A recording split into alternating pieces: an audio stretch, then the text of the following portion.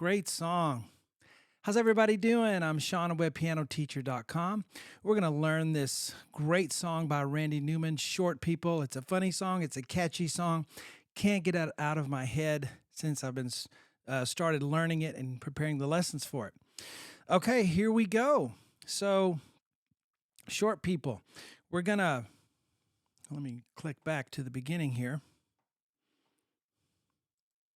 And we're just going to go one line at a time, okay? We have three measures here, and each one has a chord. We're going to look at the chords that are in the, each measure, and then the rhythms to play it. All right, so we're going to start with an A chord. We are in the key of A, okay? So as you look at the staff here, you see three sharps there, three sharps there. They're the same ones. They're F, C, and G. And that's important, F sharp, C sharp, G sharp, because when you come across those letters when you're playing this song, they're going to be automatically sharped. Now, sometimes the F will be natural. Sometimes you'll have a D sharp thrown in there. But as a general rule, in the key of A, look for F, C, and G to all be sharped as a normal rule of thumb.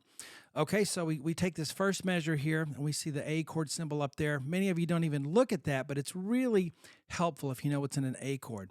So I like to start by just spelling the A chord. A, C sharp, E in an A chord. And switch to sharps there. All of the notes in this measure are, if you look, either A, C sharp, or E. There's actually there is an E right there. There's an E, so you can hear that. Okay, so that helps because when you get to another song that has an A chord, okay, and you will have them, you'll know what an A chord is, A, C sharp, E. It just helps, okay? All right, so we start with a low A in the left hand. I always like to look at the left hand first because it gives people the most trouble. So let's look at it first. There's a low A there, okay, then another one right here. But the right hand's going to start with a C sharp and an A, middle C sharp. I'm going to use my two finger so that I can have my thumb for the A that's coming up in the second beat. One, now count two. Right here, I'm going to have two more A chords, but I'm adding that A in my thumb. Two of those. And then right at the end, I just have that E with the A alone, and it just gives it a certain sound. If you just did this, but he doesn't, he goes, gives it a little rhythm, a little bebop, and that openness of just the E to the A sounds pretty good. So let's play it really slow. 1, 2, 3, 4. Okay, let's do that first measure again. Go. 1, 2, 3, 4. Okay, 1, 2, 3, 4. Then you can go a little faster after you learn it well. Okay, 1. Notice the separation I have between each chord. I'm not holding the pedal down going. Some of you do that and you ruin the song. Okay, now the next chord is an F sharp minor 7. Now we're spending some time on the chords. The reason is because most songs just have 3 or 4 chords that they use over and over again. This one's no different. Once you learn the chords and understand them, you can play the whole song, okay? So we have, excuse me, F sharp minor 7. That M means minor, okay? And then the 7, it looks crazy. It looks kind of scary there, F sharp minor 7. Just looking at it as a chord symbol. But F sharp, A, C sharp, and then the 7th is the E, F, A, C, E. But you sharp the F and you sharp the C. Okay, so look for in that measure F sharp, A, C sharp, E, and we have most of those. There's no C sharp, but that doesn't matter. Sometimes notes are left out of chords just for a certain sound. So we have F sharp, octave on the left hand this time. So our thumb and our 5th finger on a low F sharp. Here's middle C, so you can see how far away it is. It went lower than the A. And we play another one right here at the end of the measure on count 4. Right hand has that openness again, the A, the E, and the A. I'm going to use fingers 1, 3, 5. 3 of those. 1, 2. Okay, 1, 2, 3, 4. Right here, we have F sharp and A. I'm just going to use my 4th finger to play that F sharp. Some of you are going to try to scoot your 3rd finger over to play it. You could do that, but learn to use that fourth finger. Everybody shies away from using it. You have it, use it. So same pattern, same rhythmic pattern. 1, 2, 3, 4. Okay, now if we start at the beginning and do those two measures, after you've practiced each one several times, 5, 10 times, then you put them together.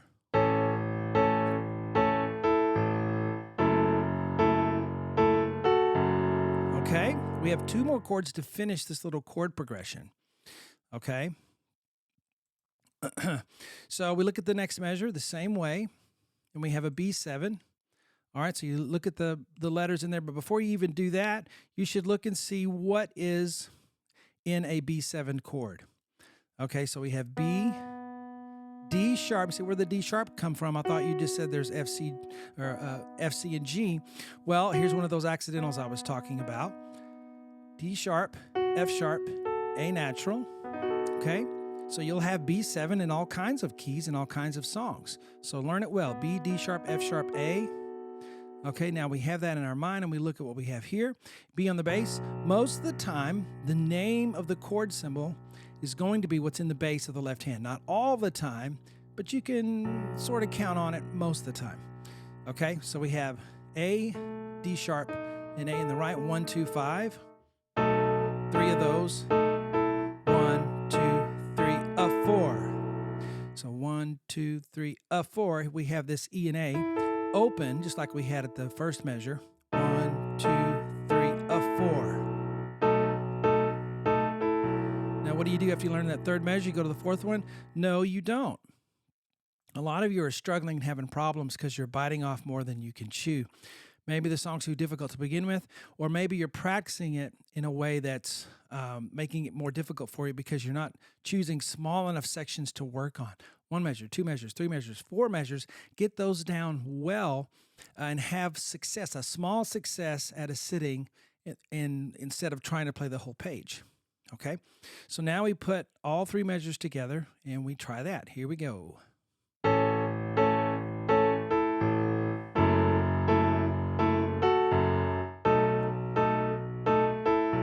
Very good.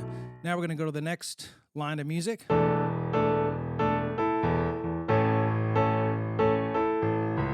And at the end of this page, I'll play the whole page for you. But keep in mind, we have the part 1 here on my website, webpianoteacher.com. You can do all the parts, learn the whole song. I got the lyrics in there too, so you can sing along with it, and we teach the whole thing. You can also download my sheets. You can do that for $1, 7-day trial, cancel anytime. No obligation, no tricks. All right, so let's learn this line right here. We have an E7, okay? See that there? So when you see a 7, okay, on a chord, it always means there's an extra note. It's a 4-note chord instead of just a 3-note. If you don't see a 7 or a 9 or whatever, it's just going to be a 3-note chord, 3 notes. And if you see a 7, there's 4 notes. And you may think, well, why don't they write 4? It's because chords are built on thirds, okay? If I start with a C chord and go C, E, G, those are 3 notes, okay? If I add a 7th to that, C major 7, the B is a 7th away from the B. 1, 2, 3, 4, 5, 6, 7, 7 letters away if you count them all. And that's why it's a 7. But it adds a note to the chord, so you have 4. Okay? So as we learn this, we for E7, E has E, G sharp, B, D. Those are your 4 notes. There's the regular chord. That's the 7th. In any song, anytime you see E7, now it says E minor 7, E M 7, the G's natural, but that's the only difference. Okay, we have that 4th note there. And like I said, E on the bass, see? The chord symbol will tell us many times what the bass note's going to be. If you didn't know that was an E, it's a good guess that it would be an E. Now, it's a suspended chord, so I'm not going to go into why the A's in there right now, but just learn A, D, A. Isn't that beautiful? Okay, A, D, A. 3 of those, 1, 2, 3, 4, So the only difference in rhythm is 1, 2, 3, 4, Okay? And I'm going to put my 2 finger on that E so it helps me reach the A octave. So 1, 2, 3, 4, 2. Helps me get there. All right, so now let's play this first measure of the second line. Then we go on to the next one. And the great thing about music is it repeats. Like I said, here we go. We're repeating a chord progression that we already learned. So you learn it well, and then it just keeps happening over and over again, at least for the verse part. Okay, so you already know how to play this measure here. There is one difference. You see the A, C sharp there. 1, 2, 3. Just a little extra fill in the left hand to get there. But I'll tell you a little secret. You wouldn't have to do any of the little fills and things that happen that Randy does when he's playing in this live version in the studio. You could just play it. You could learn it, the 4 chords just one way and play them that way every time, and it would be fine. But I always like to include the little things that artists do here and there to give an accurate representation of their playing. So let's try this line all together now.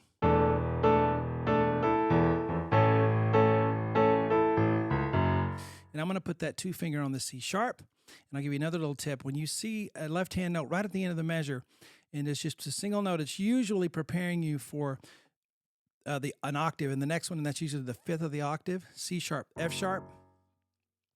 So it's a good idea to put a 2 finger on that last little note when you see that in the left hand.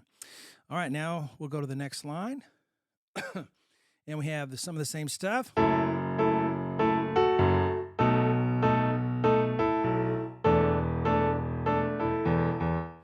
right, ba-bum-bum. And I didn't even play that A. Did you miss it? I didn't, so it doesn't really matter to me. I mean, Randy did it here in the recording, but, I just like to get the gist of it for me. Some of you like to play it exact, so that's fine too. Okay, so what do we have? F sharp minor 7. I hope you're quizzing yourself. What's in an F sharp minor 7? F sharp A, C sharp E, so we can... Already learned it. Next chord, B7. And then the E7. Now you can put an A right here. A, E, E, or you can leave it out if it's too hard for you. Or if you don't like it. I don't particularly like it there, so I'm just going to fill with the E octave I'm already on. All right, so that is the third line, and we'll go through it as is our pattern. It's good to have a rigid way that you do things, okay? I got to start it over again because I played a note. Here we go, and go, and go.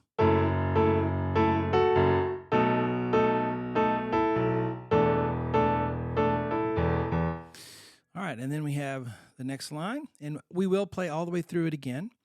Here at the end, once we get there, we'll do the playthrough for the whole page.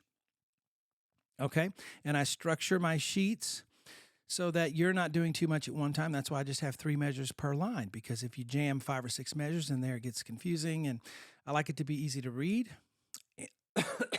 And I put 4 lines per page because that's a good amount for people to sit down to. Oh, I need a drink of my sparkling water here.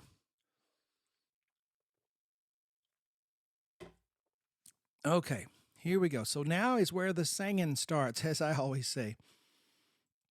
Okay, we start singing Randy Newman's lyrics. So we have, short people got no reason.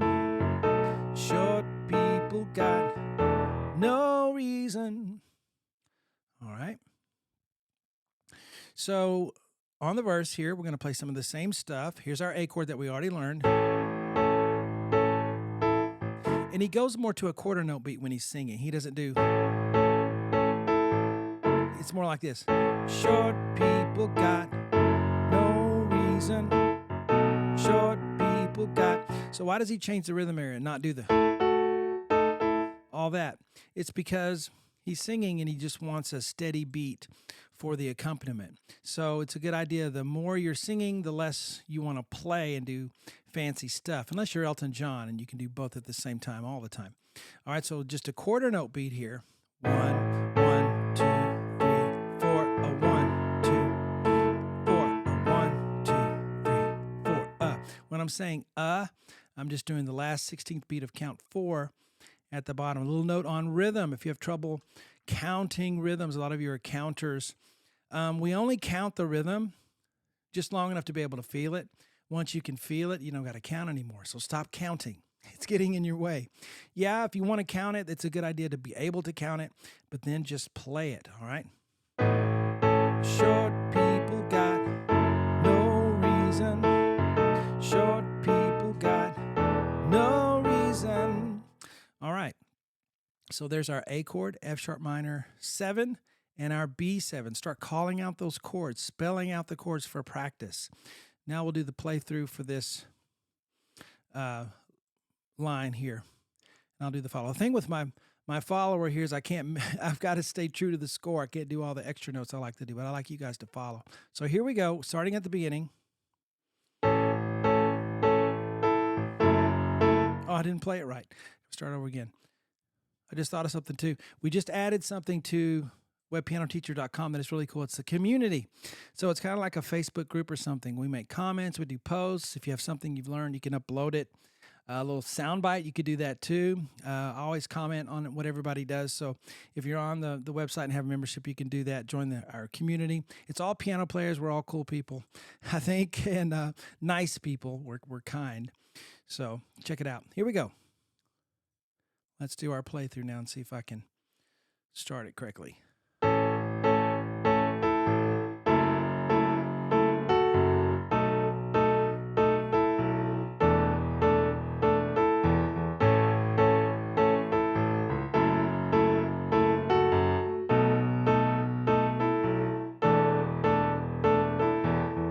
Short people got no reason. Short people got no reason. All right, my little follow was a little bit behind there. But anyway, see you guys on the website. Hope you enjoyed it. Talk to you later.